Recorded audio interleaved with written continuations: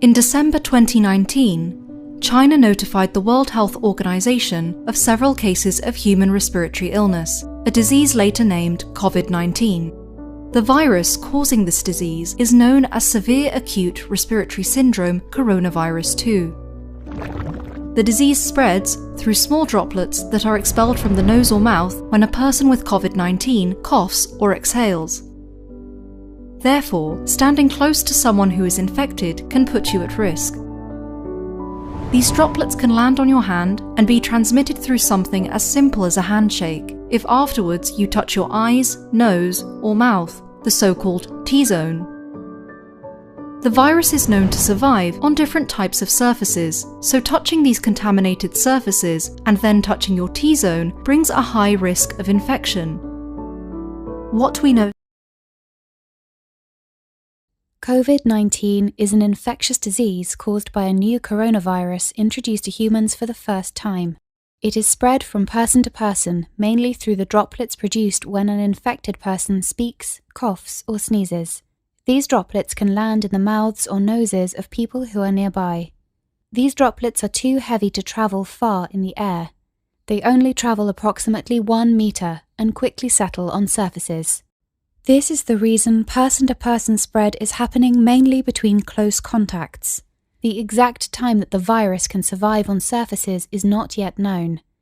So it is wise to clean surfaces regularly, particularly in the vicinity of people infected with COVID-19. Hands touch many surfaces, which can be contaminated with the virus.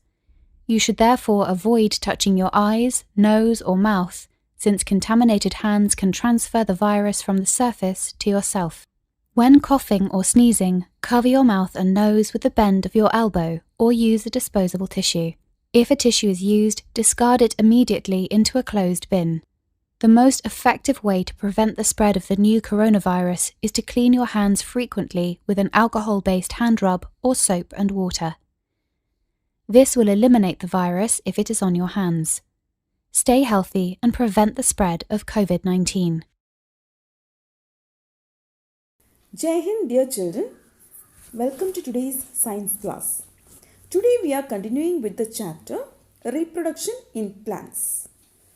In the last video class, we have discussed that plants reproduce asexually and sexually, and the different methods by which plants reproduce asexually. Which are they? They are vegetative propagation, budding, fragmentation, and by spore formation. Today, we can learn about the sexual reproduction in plants. You have already learned in previous classes that flower is the reproductive part of a plant and the structure of flower. What are the parts of a flower? A flower mainly consists of 4 parts. They are stamen, pistil, petals, and sepals. Petals are the most attractive part of a flower, and stamen and pistils are the reproductive parts. All these 4 parts, that is sepals, petals, stamens and pistil, are attached on the receptacle on the flower stalk. Stamen are the male reproductive part and pistil is the female reproductive part. The stamen has 2 parts, anther and filament. Anther is normally yellow in color and carries the pollen, which is the male gamete. It has a stalk-like part called filament, which holds the anther. Now, pistil has 3 parts: stigma, style, and ovary. Stigma has a sticky surface on the top of the pistil. It traps and holds the pollen. Style is the tube-like structure followed by stigma, and the ovary constituted of ovule, which is the female gamete. Some flowers contain both the male and female reproductive parts, that is stamen and pistil. Such flowers are called as the bisexual flowers. Rose, mustard, etc. are the examples of bisexual flowers. And some flowers possess either the male or the female reproductive part. Such flowers are called as the unisexual flowers. Corn, papaya, maize, cucumber, etc. are the examples of unisexual flowers. In sexual reproduction, male gamete is to be fused with a female gamete, thereby forming a zygote. For that, the male gamete has to reach the female gamete. So for this, the pollen grain carrying the male gamete is transferred from the stamen of a flower to the stigma of a flower. This transfer of pollen grains is known as pollination.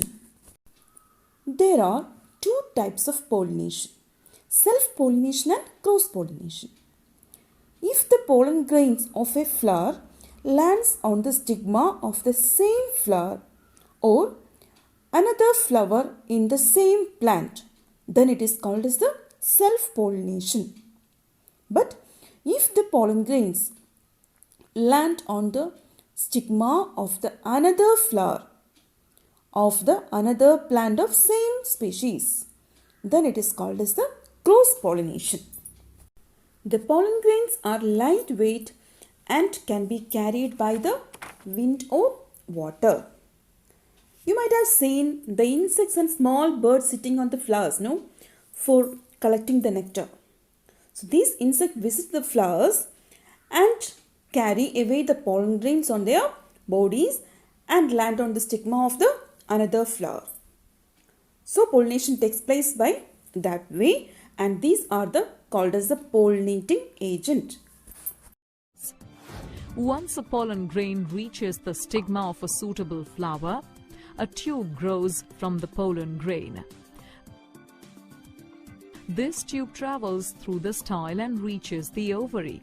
The male gamete from the pollen travels in this tube and reaches to the female gamete present in the ovule of the ovary. After that, the male and the female gamete fuse together to form the zygote. This process of fusion of male and female gametes is called fertilization.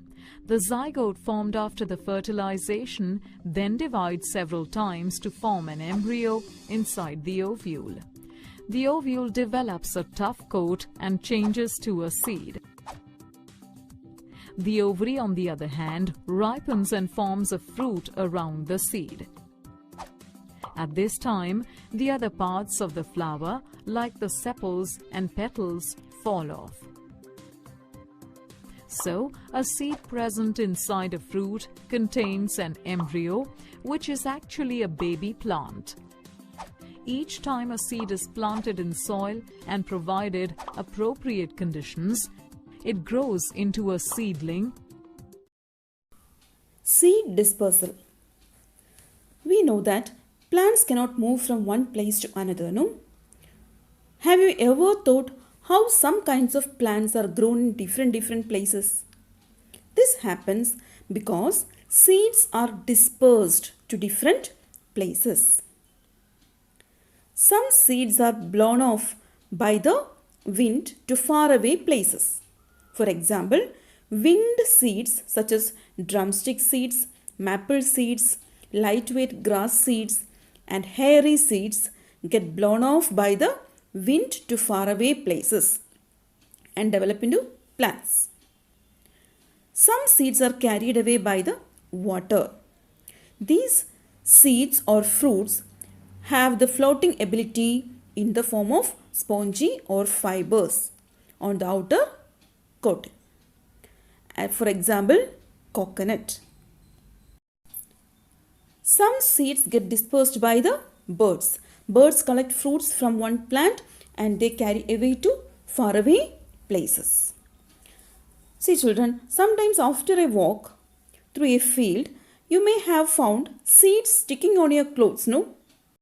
Like this, the seeds can be carried from one place to another by some other animals, especially the spiny seeds with hooks which get attached to the body of the animals.